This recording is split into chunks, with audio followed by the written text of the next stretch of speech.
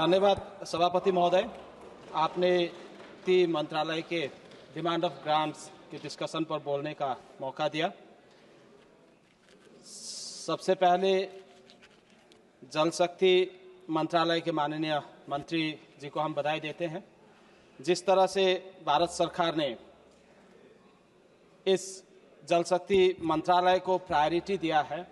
और इसमें जितने भी इम्पोर्टेंट स्कीम्स को आगे लेकर आया है, मुझे लगता है कि जल शक्ति मंत्रालय गवर्नमेंट ऑफ इंडिया का एक विजन लेके आगे बढ़ रहा है और इसमें माननीय प्रधानमंत्री जी का एक बड़ा मिशन रहा है, जिसमें हर घर नल से जल पहुंचाने का जो जल जीवन मिशन है, इसका इम्प्लीमेंटेशन में मुझे लगता है अभी जो एलोकेशन किया गया है 67,000 करोड़ रुपीस का, इसका यूटिलाइजेशन अगर सही रूप में हो जाएगा तो हर घर के नल पर जल पहुंचेगा ही। और इसमें एक ही मिशन, एक ही पॉलिसी को हम, क्योंकि भारत इतना डाइवर्स कंट्री है कि हमारे जोग्राफिकल एरियाज विभिन्न जगहों पर विभिन्न इसका प्रॉब्लम्स रहता है।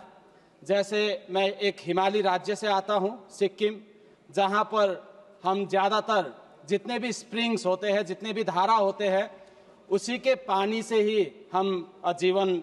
चलाते हैं और जितने भी ड्रिंकिंग वाटर का सोर्सेस होता है, ये ज़्यादातर 90% हमारा स्प्रिंग वाटर से ही होता है। लेकिन अभी एक प्रॉब्लम ये आया है, हम दिशा मीटिंग करते हैं और जब कंस्टिट्यूएंसी में जाके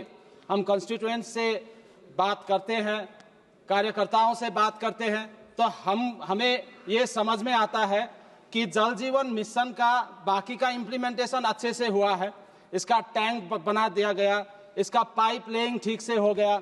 घर में अपना घर में नल भी पहुंचा दिया। लेकिन जो पेरिनियल सोर्स होना चाहिए पानी का, वो पेरिनियल सोर्स जो हुआ करता था, अभी ग्लोबल वार्मिंग के वजह से ये पेरिनियल सोर्स नहीं रहा और लीन पीरियड में ज़्यादातर ये धारा सूख जाते हैं, इसके वजह से पानी नहीं रहता। तो इसको रिजुवनेट करने के लिए जो धारा विकास स्प्रिंग सेट डेवलपमेंट का जो प्रोग्राम है, इसको जल शक्ति मंत्रालय भी पहाड़ी इलाकाओं में ज़्यादा फंड देकर इसको कंटिन्यू करना चाहिए, ताकि जितने भी स्प्रिंग्स है, जितने भी धारा है, इसको हम रिजुवनेट कर सके और लीन सीजन में भी इसमें पानी आए, ये पेरिनियल सोर्स ऑफ पानी बने, क्योंकि 50% से ज़्यादा धारा अभी सूख चुके हैं। और इस इश्यू में हम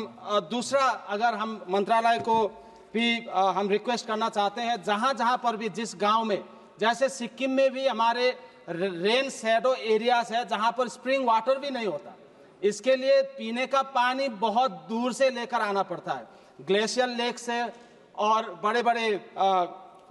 जितने भी रिवर्स है वहां से लेकर आना पड़ता है। इसका ज़्यादा खर्चा होता है और जल जीवन मिशन में जो कॉस्ट इफेक्टिव एक डीपीआर बनाने के लिए ज़्यादा कॉस्ट का अगर डीपीआर यहाँ पे भेजेंगे सेंट्रल में डिपार्टमेंट, तो उसको खारिज किया जाता है। तो हम ये रिक्वेस्ट करते हैं कि जल जीवन मिशन के ऊपर भी सिक्किम के हमारे पार्लियामेंट्री कंस्टिट्यूएंसी के जितने भी रेन शैडो एरियाज है जहां पर पानी का ज़्यादा अभाव है, वहां पर ग्लेशियर लेक से पानी ले आने का प्रोजेक्ट को भी सहयोग करें। स्वच्छ भारत मिशन में हमें कहते हुए गर्व होता है और खुशी होता है सभापति महोदय कि सिक्किम ने हमेशा टॉप किया है। स्वच्छ भारत मिशन में ODF का आया, उसमें भी फर्स्ट किया और ODF प्लस का भी 2023 में सिक्किम ही पहला राज्य था जो ODF प्लस हुआ। अभी प्लास्टिक मैनेजमेंट की बात आई, सिक्किम में कई सालों से सिंगल यूज प्लास्टिक हमने बैन कर रखा है और अभी भी दो ऐसा प्लास्टिक वेस्ट मैनेजमेंट यूनिट है, उस मैनेजमेंट यूनिट इतने अच्छे तरह से संचालित है। पदमचेन और योक्सम में ये दो प्लास्टिक मैनेजमेंट यूनिट इतने अच्छी तरह से संचालित है कि अपना ओन सोर्स रेवेन्यू बनाते हैं। 1 मिनट ज़्यादा लूँगा सभापति महोदय, कि इसको सारे देश में इसको रिप्लिकेट किया जा सकता है और इसके लिए ऐसे जो भी प्लास्टिक वेस्ट मैनेजमेंट यूनिट्स है जो अच्छा काम कर रहा है, उनको थोड़ा सा उनके सुविधा के लिए और उनको ऑनरेरियम देके ट्रेनिंग के लिए भी लिया जा सकता है सभापति महोदय। और सबसे बड़ा रिवर मैनेजमेंट की जो बात आई, फ्लड मैनेजमेंट की बात जो है, रिसेंटली 2023 में सिक्किम में एक बड़ा फ्लैश फ्लड हुआ जो एलिजेटली ये ग्लॉफ हुआ, जिसमें ग्लेशियर लेक आउटबर्स्ट के वजह से ये फ्लैश फ्लड हुआ और इसकी वजह से बहुत सारा नुकसानी सिक्किम को झेलना पड़ा और आज भी इसका रिकंस्ट्रक्शन का काम चल रहा है। कई सारे रोड इसने वॉश आउट कर दिया, कई सारे ब्रिजेस वॉश आउट कर दिया, आज भी इसका रिपेयरिंग किया जा रहा है। और इसके लिए स्पेशल ये जो ग्लॉफ मिटिगेशन के लिए इस बजट में बताया गया है कि लास्ट ईयर 150 करोड़ वो भी 4 स्टेट्स के लिए और हिमालयन राज्यों के लिए किया गया। मुझे लगता है सभापति महोदय, मंत्रालय को भी मैं ये रिक्वेस्ट करना चाहूंगा कि 150 करोड़ रुपीस कहीं भी ग्लॉफ मिटिगेशन के लिए इनफ नहीं होगा। हम रिक्वेस्ट करेंगे गवर्नमेंट ऑफ इंडिया से भी और मंत्रालय से भी कि इसको बढ़ाएं और ग्लॉफ मिटिगेशन के लिए और रिसर्च एंड डेवलपमेंट के लिए भी थोड़ा ज्यादा पैसा रखे, ज्यादा फंड दे, ताकि क्योंकि आपका जो फ्लडिंग बिहार में होता है, आपका फ्लडिंग जो असम में होता है, ये भी कहीं ना कहीं ग्लॉफ से जुड़ा हुआ है। और आज ग्लॉफ जितने भी ग्लेशियर लेक्स है, ये इतना ज्यादा एक्सपांड हो गया है ग्लोबल वार्मिंग की वजह से कि ये कभी भी हम भारत देश में ये आपदा बन के आएगा। इसके लिए भी हम रिक्वेस्ट करते हैं। Thank you. ये जितने भी टिस्टा और रंगित का बेसिन है, इसमें भी थोड़ा इसको रिजुवनेट, इसमें